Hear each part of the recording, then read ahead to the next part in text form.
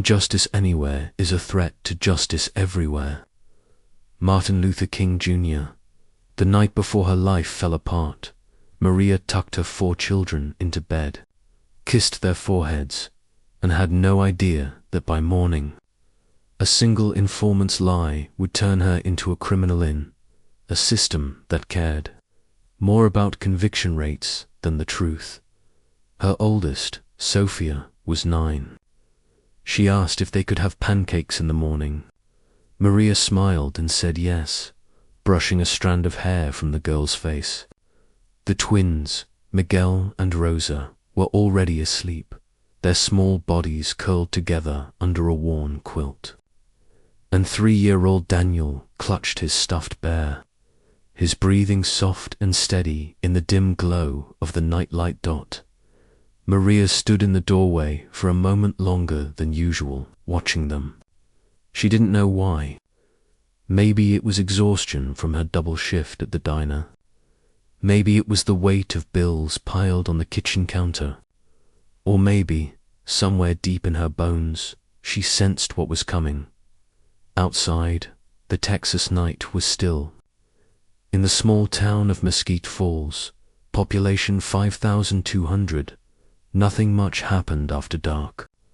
The streets emptied. Porches went quiet. Families settled into routines. Maria locked the front door, turned off the lights, and went to bed. She had no criminal record, no history of drug use, no enemies she knew of. She was a single mother working 2 jobs to keep food on the table and a roof over her children's heads.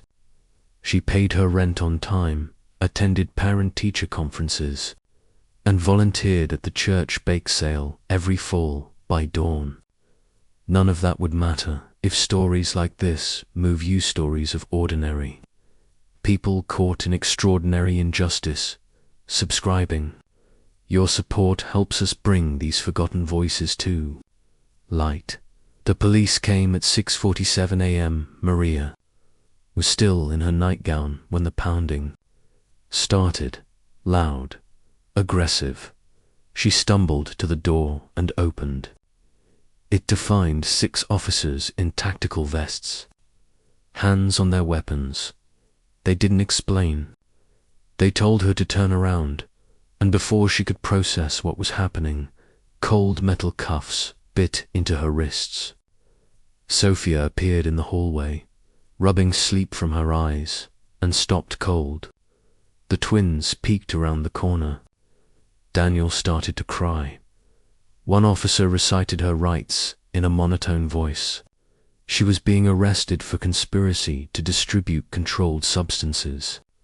A felony. The words didn't make sense. She tried to speak, to tell them there had been a mistake, but the officer tightened his grip on her arm and led her toward the door. Sophia rushed forward and grabbed Maria's hand. Her question was simple and devastating. Maria's throat closed. She couldn't answer. Another officer moved Sophia aside, and Maria was walked out into the morning light. Her children's faces pressed against the window. Watching, the neighbor across the street stood on her porch, arms crossed, eyes narrowed. By noon, the whole town would know. By evening, Maria's name would be poison. But what no one knew, yet not the officers, not the prosecutor, not even Maria herself, was that the evidence against her didn't exist. The Mesquite Falls Police Department had been under pressure. A new district attorney had been elected on a toughen crime platform, promising to clean up the town's drug problem. Federal funding was tied to arrest numbers. Quotas, though officially denied, were whispered about in the precinct, and when a confidential informant offered up a list of names in exchange for leniency on his own charges, the department acted fast. Maria's name was on that list, not because she had done anything, not because there was surveillance footage or witness testimony or physical evidence. She was named because the informant needed bodies. He needed people to point at so he could walk free. And Maria, a single mother with no connections, no lawyer on retainer, and no powerful friends, was an easy target. The informant claimed he had bought drugs from her. He described a transaction that allegedly took place 3 weeks earlier in the parking lot of a gas station. He said she handed him a package. He said she took his money. He said he could identify her. He was lying, but the police didn't verify his story. They didn't check security footage from the gas station. They didn't interview other witnesses. They didn't question why a mother of 4 with no prior arrests would suddenly become a drug dealer.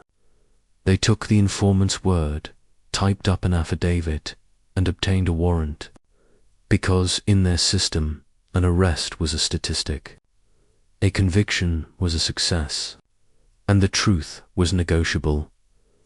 Maria sat in the back of the patrol car, hands cuffed behind her, staring at her house as they pulled away. She thought about Sophia's question. She thought about the pancakes she wouldn't make. She thought about how quickly a life could be dismantled by a single lie at the station. She was photographed, fingerprinted, and placed in a holding cell. The walls were cinder block, cold and grey. A metal bench ran along one side. The air smelled of disinfectant and something sour she couldn't identify. A woman in the corner rocked back and forth, muttering to herself. Another sat with her head in her hands, silent and still.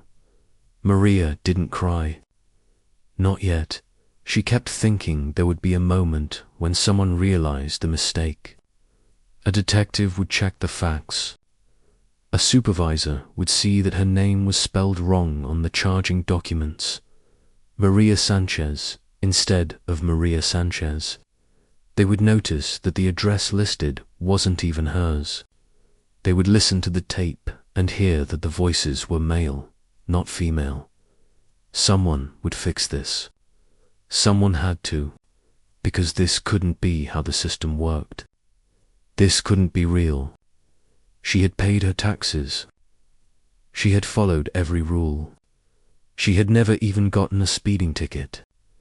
Innocent people didn't go to jail. Not in America. Not for something they didn't do, but as the hours passed and no one came, Maria began to understand a truth she had never wanted to face. The system wasn't designed to protect the innocent. It was designed to move cases forward. And once you were in it, getting out required money, connections, and luck. Maria had none of those things. But the system wasn't designed to fix mistakes. It was designed to move cases through as quickly as possible. Her arraignment was set for the following Monday. She spent the weekend in jail. No phone call to her children. No explanation to her employer. No chance to find someone to take care of Sophia, Miguel, Rosa, and Daniel. Her sister lived 2 hours away and didn't have a car. Her mother had passed away 3 years earlier. There was no one. On Monday morning, Maria stood in front of a judge for the first time in her life. She wore an orange jumpsuit that was too big, the sleeves hanging past her hands. A public defender she had never met before stood beside her, flipping through a file folder. He didn't look at her, didn't introduce himself, didn't ask if she was okay. The judge read the charges. Conspiracy to distribute methamphetamine, a second-degree felony in Texas, punishable by 2 to 20 years in prison. Bail was set at $70,000. Maria's legs nearly gave out. She didn't have $700, let alone $70,000. The judge banged his gavel and moved on to the next case. 3 minutes. That's how long it took to decide Maria's fate. 3 minutes in the hallway afterward, her public defender finally spoke. He was young, maybe late 20s, with tired eyes and a coffee stain on his tie. He told her the prosecutor had evidence, a recorded transaction, an informant willing to testify. He said her best option was to take a plea deal. His tone was matter-of-fact, like he was reading from a script he'd memorized years ago. Maria asked what that meant. He explained it in clipped, efficient sentences. She could plead guilty to a lesser charge, probation instead of prison time. She would be home with her kids by the end of the week. All she had to do was admit to something she didn't do. She stared at him, searching his face for some sign that he believed her, that he cared, but he was already looking past her, toward the next client waiting on the bench. This was just another case to him, another file in a stack, another body moving through the system. Maria asked if she could hear the tape. The evidence, the transaction they claimed proved her guilt. Her defender said he would request it. Then he left. She waited in jail. Days became weeks, and the recording she demanded to hear finally arrived. The tape was played in a small conference room with flickering fluorescent lights. Maria sat across from her public defender and a prosecutor who barely acknowledged her presence. The defender pressed play, and the room filled with static, then voices. Male voices. Two men discussing prices, quantities, locations. They used slang Maria didn't fully understand. One mentioned a truck. The other laughed about something. The conversation lasted 90 seconds. Maria listened. Then she listened again. Then a third time. Her voice wasn't on it. Not once. Not a single word. Not a breath. Not even background noise that could be attributed to her. It was two men, strangers, voices she had never heard before.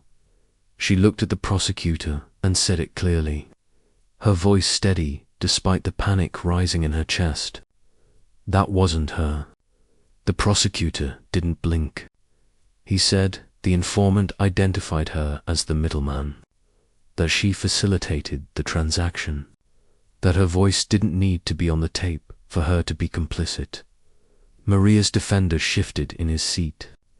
He asked how they could prove she was involved if she wasn't on the recording. The prosecutor slid a photograph across the table. It showed a gas station parking lot, a blurry figure standing near a truck. The image was grainy, shot from a distance, and the person's face was barely visible. It could have been anyone, any woman of similar height and build, any random person pumping gas or buying cigarettes or waiting for someone. The prosecutor said that was Maria. Her defender asked if they had verified it. The prosecutor said the informant confirmed it. Her defender asked if there was any other evidence fingerprints on the alleged package. Cell phone records placing her at the scene. Testimony from anyone else who saw her there. The prosecutor said the informant's testimony was sufficient under Texas law. That was it. No forensics. No fingerprints. No DNA. No surveillance footage. No corroborating witnesses. Just one man's word and a photograph that could have been anyone. Maria felt the walls closing in. She asked her defender what she should do. He didn't hesitate. Take the plea. Go home. Move on. Fighting this would mean months in jail, waiting for a trial that might not go her way. Even if she won, she would lose time with her children, her job, her home, everything, and if she lost the trial, she would go to prison. For years, her children would grow up without her. The system didn't care about truth. It cared about statistics. The choice was suffocating. Admit to a lie and destroy her future, or fight for the truth and risk losing everything right now. Maria went back to her cell and lay on the thin mattress. staring at the ceiling. She thought about Sophia, about the twins, about Daniel. She imagined them eating cereal for dinner because no one knew how to cook. She imagined Sophia trying to explain to the school why their mother wasn't there. She imagined the looks, the whispers, the judgment. She thought about the plea deal. If she signed it, she would go home. But she would be a convicted felon. She would never work in healthcare, never vote, never pass a background check. Every job application, every apartment lease, every opportunity would come with the same question. Have you ever been convicted of a crime? And she would have to check yes. Her children would grow up knowing their mother admitted to selling drugs. Even if she explained it was a lie, the record would say otherwise. The truth wouldn't matter. Only the conviction would. But if she refused the plea, she stayed in jail. Weeks turned into months. Her children would go into the system. Foster care. Split up, maybe. Sophia in one home. The twins in another. Daniel somewhere else. The thought made Maria's chest tighten until she couldn't breathe. She had no money for a private lawyer. No way to fight back. No voice that anyone would listen to. And yet, somewhere deep inside, in a place that hadn't been crushed by exhaustion and fear, Maria felt something harden. A refusal. A line she would not cross. Because if she admitted to this, if she let the system force her to lie, then what would she teach her children? That truth didn't matter. That survival meant swallowing injustice and calling it justice. She made her decision when her public defender returned with the plea agreement. Maria looked him in the eye and said no. He blinked. He asked if she understood what she was turning down. She said she did. He reminded her of the consequences. She said she understood those too. He asked her why. She didn't give him a long explanation. She didn't try to convince him. She simply said she didn't do it, and she wouldn't say she did. He closed the folder and left. Maria stayed in jail. Days blurred into weeks. Time moved differently behind bars. She shared a cell with 3 other women, counting cinder blocks to keep from thinking about her children. 42 across, 26 high. The routine was mechanical. Wake at 6. Cold oatmeal. Hours of nothing. She learned the names of the women in her cell. Keisha was waiting for trial on assault charges she claimed were self-defense. Lisa had written bad checks to feed her kids. Tamara never talked about why she was there, just sat on her bunk and stared at photographs of children Maria assumed were hers. They all had stories. They all claimed innocence or justified circumstances, and Maria wondered how many of them were telling the truth. How many had been offered plea deals they couldn't refuse? How many had families on the outside begging them to just sign the paper and come home? She missed Sophia's 10th birthday. She missed Miguel and Rosa's school play. She missed the first time Daniel said a full sentence. Time kept moving on the outside while she remained frozen in this concrete box, her life suspended. Her children growing up without her. She wrote letters, trying to explain. But how do you tell a 3-year-old why their mother isn't coming home? How do you promise a 9-year-old that everything will be okay when you don't know if it's true? Her sister finally borrowed a car and brought the children to visit. They sat in a visitation room with plastic chairs and a vending machine that didn't work. Sophia cried the moment she saw Maria. The twins sat close together, answering questions in monosyllables. Daniel didn't understand why he couldn't hug his mother without a guard watching. He screamed when they had to leave. Maria held it together until they left. Then she broke. She cried in her cell while Keisha sat beside her, not saying anything, just being there. Because that's what you did in here. You held each other up when the weight became too much to carry alone. But something else was happening. Something the prosecutor hadn't anticipated. Maria's case had caught the attention of a paralegal named Carmen Rodriguez, who noticed the inconsistencies. The wrong name. The wrong address. The evidence tape with no female voices. Carmen reached out to civil rights attorney David Brennan, who couldn't believe what he was seeing. This was a violation of due process so egregious it bordered on criminal. Brennan took the case pro bono. He filed motions, demanded discovery, subpoenaed records. The prosecutor's office pushed back, but Brennan was relentless. The informant, it turned out, had named 23 people in Mesquite Falls, 19 arrested. Only 3 went to trial, all dismissed. The informant had lied before and was lying now. Brennan found security footage from the gas station footage the prosecutor claimed didn't exist. It showed Maria wasn't there. She was at work, 40 miles away, clocking in for her shift. When Brennan presented this to the prosecutor, the response was silence. No apology, just a terse email stating the charges would be dismissed. Maria was released on a Thursday afternoon.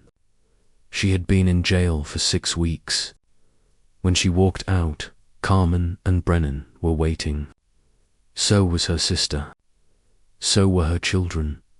Sophia saw her first and started running. Maria dropped to her knees, and Sophia crashed into her arms. Then the twins, then Daniel, all of them piling on top of her, crying and laughing and holding on like they would never let go. Maria smelled their hair, felt their warmth, and let herself cry. Not because it was over, but because she knew it wasn't. The charges were gone, but the damage remained. That first night back, Maria couldn't sleep. She lay in her sister's guest room with all 4 children crowded around her, their small bodies pressed close. Every time she closed her eyes, she saw the cinder block walls. She heard the metal doors slamming. She felt the cold of the handcuffs against her wrists. Freedom didn't erase the trauma. It just meant she got to face it from the outside. Asterisk, asterisk, the town still believed she was guilty. Her job was gone. Her apartment had been given to someone else. The whispers followed her everywhere. At the grocery store, people stared. At the school, parents pulled their children closer. The pharmacist who had filled her prescriptions for years suddenly claimed the system was down when Maria needed her daughter's asthma medication. She applied for jobs, dozens of them, but every application asked, "Have you ever been arrested?" The charges had been dropped, but the arrest remained on her record. Dismissed didn't mean innocent. Not to employers, not to landlords, not to anyone who Googled her name and found the mugshots still circulating online. The news article that called her a drug dealer without mentioning she had been exonerated. Her sister let them stay in her 2-bedroom apartment, but 5 extra people created tension. The children slept on the floor. Daniel regressed, wetting the bed. Sophia withdrew, spending hours staring out windows. The twins fought constantly, their anger at a world that had failed them spilling out onto each other. Maria spent her days filling out forms, calling legal aid offices, trying to navigate bureaucracy that seemed designed to keep people buried. She needed her record expunged. She needed proof of innocence in a system that only documented guilt. But bureaucracy moved slowly, and justice even slower. Asterisk, asterisk, Maria could have walked away. But she didn't, because if the system could do this to her, it could do it to someone else. And next time, that person might not have the strength to say no. So Maria sued. She sued the district attorney, the police department, the informant. The case took years. There were depositions, delays, moments when the system seemed poised to win again. Defense lawyers argued the officers had acted in good faith. Brennan fought back, showing how the police never verified the informant's claims, how the prosecutor withheld evidence. Maria sat through every hearing. She relived the worst weeks of her life over and over. Defense attorneys tried to paint her as unstable, someone looking for a payday. Each deposition felt like another violation. But Maria kept showing up, kept telling the truth, and eventually she won. The settlement was significant. But more importantly, the case sparked reform. Media coverage was extensive. Local news, then national. CNN ran a segment. The New York Times published an op-ed. People were outraged. Texas legislators took notice. Bills were proposed. Texas passed legislation requiring corroboration for informant testimony. Police departments were required to verify evidence before arrests. Prosecutors could no longer build cases on a single, uncorroborated source. It wasn't perfect. Loopholes remained. But it was progress. And it happened because Maria refused to stay silent. Maria's story spread. NPR interviewed her. Letters arrived from strangers sharing their own stories of injustice, thanking her for speaking up. But Maria never felt like a hero. She felt like someone who had been forced to fight for something that should have been guaranteed. The presumption of innocence. She started speaking at advocacy events. Law schools invited her. She told them what it felt like to be arrested for something she didn't do. What it felt like to watch her children's faces through a window. Some people listened. Some dismissed her, insisted the system worked fine. But there were victories too. A woman in Dallas heard Maria's story and decided to fight instead of taking a plea. She won. A defense attorney in Houston cited Maria's case. The charges were dropped. These stories mattered. Years later, Sophia asked her mother why she didn't just take the plea deal. Why she chose to stay in jail when she could have come home. They were sitting in the kitchen of their new apartment. Sophia was 18 now, preparing for college. Maria thought about it for a long time before answering. She said it was because some truths are worth the cost. Because integrity isn't something you trade for convenience. And because she wanted her children to know that standing up for what's right, even when it's hard, even when it's terrifying, even when it costs you everything, is the only way to live with yourself when it's over, she told Sophia about the nights in jail when she almost changed her mind. About counting cinder blocks to keep from screaming. About the women who had taken pleas because they couldn't afford to fight, who carried the weight of false confessions like chains. Then Sophia asked if it was worth it. Maria looked at her daughter, now grown, now strong, now someone who would never accept injustice without a fight. Someone who understood that courage isn't the absence of fear, but the refusal to let fear dictate your choices. And Maria said yes, it was worth it. Not because the outcome was perfect, not because her life had returned to what it was before. The time she lost with her children was gone forever. The trauma would never fully heal. But it was worth it because Sophia understood now. Because her children had learned that justice was something you fought for. Because laws had changed. Because the next Maria might have a better chance. It was worth it because standing up had mattered, and silence would have haunted her forever. Maria's case became the foundation for reform that protected thousands. But the question remains, how many others are still sitting in cells, forced to choose between truth and survival? If this story made you think, made you feel, or made you angry, subscribe for more. These stories matter. These voices deserve to be heard. And your support helps us keep telling them. What would you have done in Maria's place? Would you have taken the plea, or would you have fought? Drop your thoughts in the comments below. We'd love to hear from you.